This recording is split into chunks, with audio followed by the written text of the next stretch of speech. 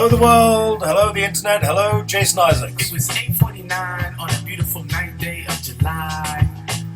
There was not a cloud to speak of, so the orange sun hung lonely in the sky. I lay prone in my cabby home, thinking of fine nappy Jackie and his jazz cat's horn, sliding in a tape of bird on verb when suddenly rang my phone. Yeah, so today we are going to talk about debating things, and we're being played in by a track from 1993, going back a long time, with the Diggable Planets. And this is a track called The Femme Fatale, which is a very laid-back, chilled vibe about abortion, because, that's not even remotely controversial. It doesn't cause any debate. Those of you who will be going on to study American politics will be well immersed in the abortion debate by the time it's all over. One of the interesting things is that the abortion debate in the UK was settled relatively easily in about '67 with a private member's bill from the then future leader of the Liberal Party, David Steel. Anyway, that's a subject for a different day. What we're going to talk about today are just debates in general and the good things and the bad things that follow for them, and just a little bit of technical stuff here. These are very, very distinct from debates on legislation. Again, the legislative process runs entirely independently. There are debates involved in that, but that is part of the legislative process. Now, within the other things that Parliament does, there's an awful lot of debating going on, and a lot of the stuff that we're going to cover in this presentation you've kind of already seen elsewhere. But what we're doing is we're just going on, giving a little bit more flavour to that, and looking at the way in which policy debates are a significant part of the functioning of Parliament, and the extent to which an effective debate means that they are either good or bad at their job. Well, let's just start with the very, very basics. I mean, why do we even bother with this? Well, first of all, it's to inform the public. Having a general airing of views is no bad idea, but it's also to inform the government. So this is a two-way street. At one level, the public is being informed about things. At the other level, the government is being informed about how the constituents feel, or how the MPs believe that their constituents feel. And you'll know, if you've been part of the shenanigans dealing with Heathrow, just how ferocious those debates are getting, and they will get even worse. Debating is also a way of legitimizing policy, and this is when we come into Brexit. There's going to be a lot of debating over Brexit and the government's handling of the whole Brexit issue. And that rigorous evaluation, that scrutiny that Parliament is performing of that policy, the way in which these debates examine that policy, is a way of legitimizing the position of government. And of course, this all ties back into the big idea here. That is parliamentary government, the idea that government derives its legitimacy from Parliament, and as a corollary of that, it needs to submit itself. It needs to put its policy before Parliament, and they can argue about it. And again, this is distinct from legislation. This is about the government being examined by Parliament, the ongoing scrutiny of government policy through the mechanism of debates. And as we shall see, there are debates scheduled for virtually every single slot of the rest of the parliamentary term on Brexit. But anyway, I'm getting ahead of myself. So specific types of debate that you need to know about. We have early day motions, we have opposition day debates, and we have adjournment debates. And these are kind of procedural. These are part of the parliamentary fixture. We know all about these. There's nothing new or unusual about those. And you should certainly make sure that you are familiar with these. There are some more modern, there are some more significant additions to the debate roster, and that is the Backbench Business Committee, which of course only came in with the right reforms in the last days of the Labour administration. These are sometimes triggered by e-petitions, and those themselves are quite significant debates, and we'll look at those in a little more detail. Confidence motions, now these are old, but they're very, very rare. You do, however, need to know all about them, and this is the sort of walking, talking manifestation of parliamentary government. This is when Parliament decides whether or not it is happy with government, whether or not it's prepared to continue to follow a particular government, whether they believe that they are responsible custodians of policy sovereignty. Now, this is an entirely new type of debate. This is the military deployment debate, and this really came into being after Blair repeatedly put himself before Parliament when they were looking at Iraq, which is both a strength and a weakness of the debating protocol, as we shall very, very shortly find out. Anyway, the thing about debates is that you have to know enough to be in a position to evaluate them. It's very, very easy to get dragged into the weeds when you are looking at parliamentary debates, because there's so many of them, they're so rambling and they're so discursive by their very nature.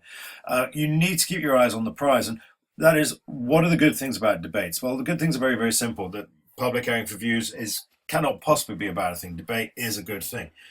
Everything should be subject to rigorous debate. And I mean everything. There was a lot of discussion a while ago about the way in which the government was eavesdropping on people. And while some people said that this was wrong, other people said that it's not that it's wrong. It's very possible that they do need to do this. But what we need to know, or what we need to do, is to have a full debate about it. We have a debate about it. Should the government be allowed to eavesdrop on us? If we have that debate and they make a good case, then fine, they're allowed to eavesdrop on us. What they're not allowed to do is to eavesdrop without that debate. They can't just suddenly say, oh, right, we're intercepting all your emails now, which is what they did. And because of all of the various reasons that Parliament struggles to do its job effectively, they are pretty much continuing to do so. So be careful what you email. This does afford MPs an opportunity to get themselves a bit of airtime, and gives them something to do, something to talk to their constituents about, and of course a way of raising constituency issues. This is a big issue, and this was particularly significant when it came to the Hillsborough debate, and also, I suppose, the Badger debate, of which more later. It's also a way of endorsing or approving policy, and again here we're looking at Brexit. There's going to be an awful lot of talk about Brexit. The government will have to submit itself to debates on Brexit. Is the government doing a good job managing this Brexit? That will be a debate, and of course that ties back into the idea of parliamentary government. So again, this is not necessarily about debating the Reform Bill or any specific legislation, but rather saying, is government doing a good job managing Brexit? And we're going to have an awful lot of debates along those lines as we go forward. So that's a good thing. Debates generally can be perceived as being a good thing. But of course, the flip side of that is that there are bad things associated with it. And of course, we have the compliant majority. The result is rarely in doubt. If there's a significant debate, if it really, really matters, then the government can almost always engineer the outcome it wants. And that was particularly true with Iraq. Now, the Iraq debates I could go on about indefinitely. And I'd dearly like to, but I've only got 8 minutes left on this thing. So I need to be a little bit careful. We had 3 debates on Iraq, even as it became increasingly clear that the government policy in Iraq was a monumental fustercluck. Parliament kept endorsing it. Why did it keep endorsing it when everybody knew it was barking? Well, largely because of the whips. And of course, the Conservatives had supported it at the outset, so they were whipping some of their members as well. And so these results were never really in doubt. And so 3 times Parliament, to its eternal shame, endorsed government activity in Iraq, and there are some of the figures for you. You can see the mounting opposition to it as time went on. Perhaps more significant is this idea that very rarely do debates succeed in changing public policy, and of course the reason for that is that the government is not constitutionally obliged to take note, and here again we're looking at the difference between policy sovereignty and legal sovereignty. Parliament merely is advisory in this capacity. It can merely say, we think your policy is wrong, to which government, rather, is the same as it can in select committees. It can just turn around and say, well, no, we disagree. And because we've got policy sovereignty, that's it. Unless you want to go for the big nuclear button of a confidence motion, then tough. There are important exceptions, of course, to that, and I've just mentioned one, the vote of no confidence. Well, the government has to recognise that. That is the nuclear option. But of course, it is, like all nuclear options, mutually assured destruction. And so it is very, very rare that the government will find itself subject to a vote of no confidence. Votes on military action, I mentioned those earlier. These are a new thing, and you do need to be able to talk about them. And we will indeed talk about them. So let's talk about some of these ones. Backbench business committees. Now, if they're triggered by an e-petition, these things can be quite significant because, hey, democracy. The Badger Cull, everyone got very, very excited about that. It did not change policy, but it was an interesting debate. The policy was basically coming to the end of its shelf life anyway, kind of petered out and then was resurrected. Now, the Hillsborough investigation in 2011, now this did actually change policy, and this was a significant debate. This is going to be a very good example of a debate of significance. The Hillsborough investigation changed government policy. It led to the release of papers that had previously been sequestered, and it triggered a full-blown inquiry that,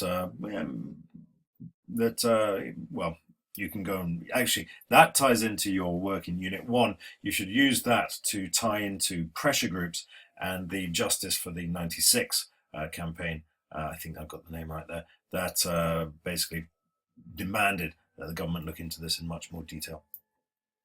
Palestine, big debate in 2014. That changed nothing, but it had a symbolic value.